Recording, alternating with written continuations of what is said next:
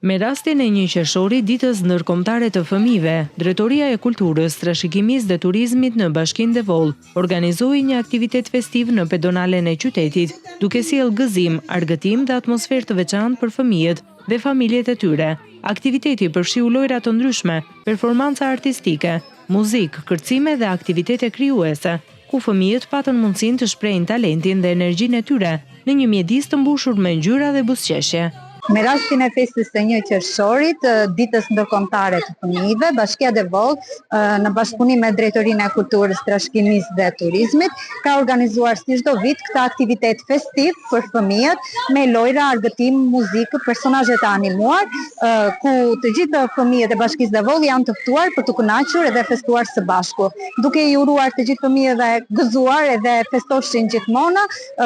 uroj të kalojnë sa më bukur. Pjesëmarrja e madhe e fëmijëve dhe prindërve e ktheu pedonalen e qytetit në një hapësirë feste, duke përcjellë mesazhin e rëndësisë së kujdesit, mbështetjes dhe dashurisë për brezin e ri.